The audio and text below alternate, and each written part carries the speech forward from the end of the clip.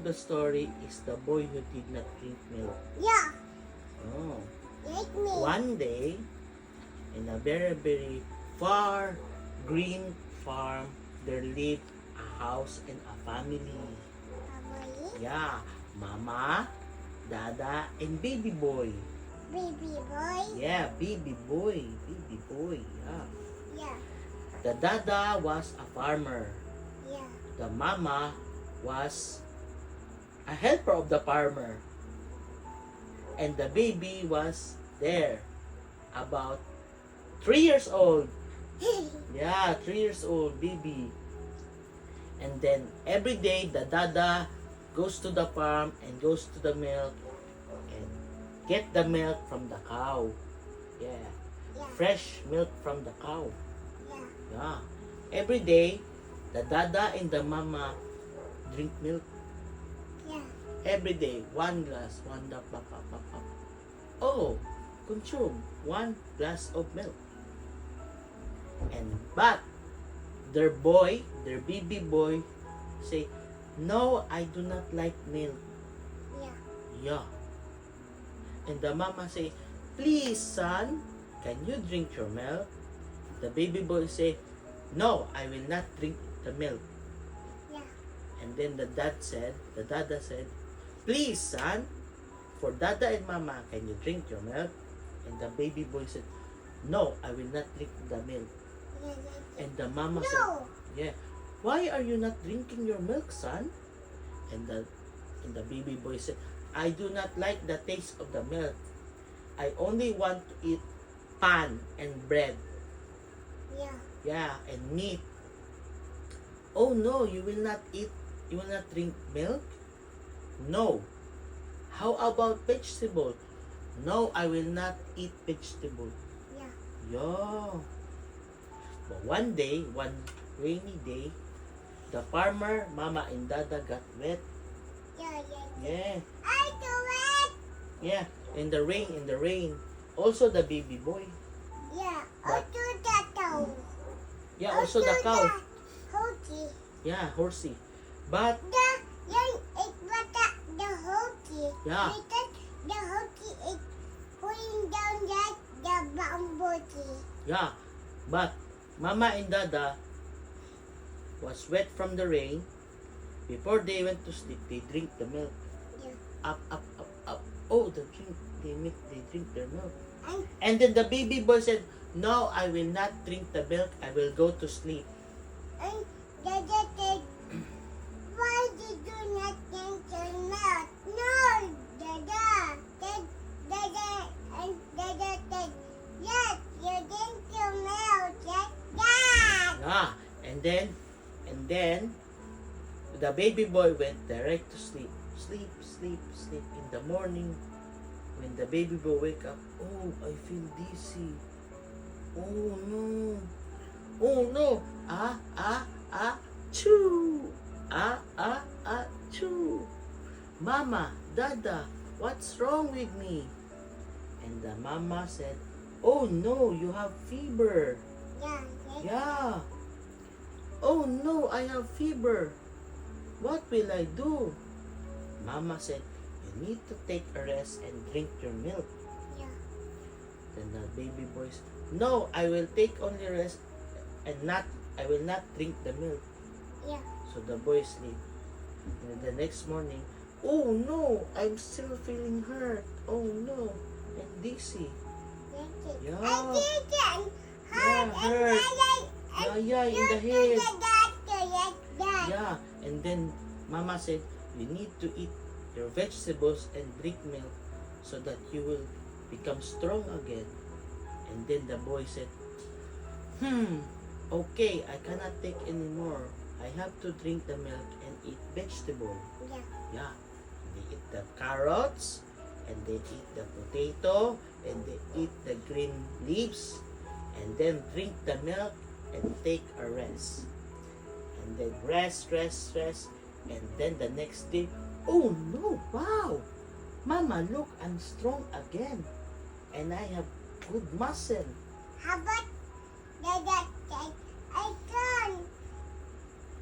And Dada said, wow,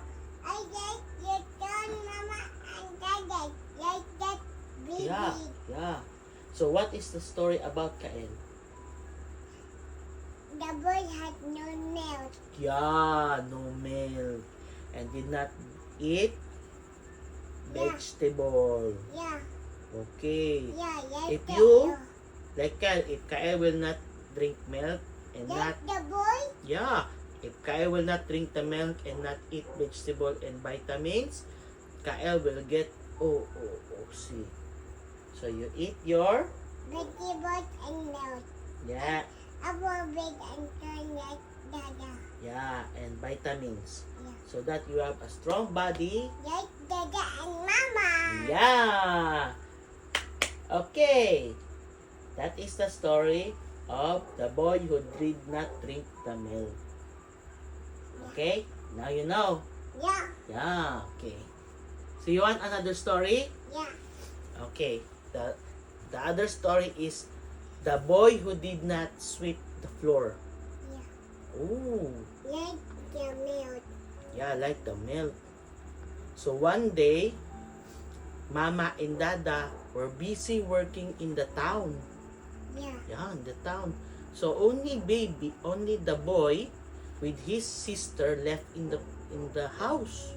Yeah. Yes. Yeah. Hello, Tito and Dada. Like that baby. And then before Dada and Mama go to work, Mama said to the eldest son, "Son, you must keep our house clean and free from any ants and insect." Yeah. Take Mama. Yeah. And the boy said, "It's okay, Mama, I can do it." Yeah. Yeah. And then Mama and Dada go to work.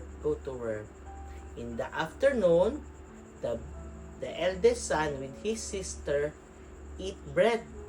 Yeah. Eat bread everywhere. They eat bread. And there were breadcrumbs on the floor. Yeah. Oh, no. And then, the boy remembered, ooh, Mama said I will need to sweep the floor. Yeah. But the boy said, I'm too tired. I will just take a rest and do it later. Yeah. No. And then when the boy wake up, he noticed there's a lot of crawling. Oh no! There's so many ants in the house. Yeah. Yeah. And then the little sister, brother, there's so many ants in the house. Oh no. Yeah. And then the little boy said, it's okay. They're only ants. But little did they know, there were big ants coming. Yeah. The big fire ants. You Yeah. know what is a fire ant? Yeah. When the fire ant bites you, it leaves a very, very sting. But the boy did not mind.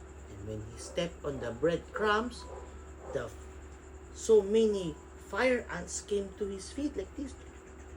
And then bite. Ouch!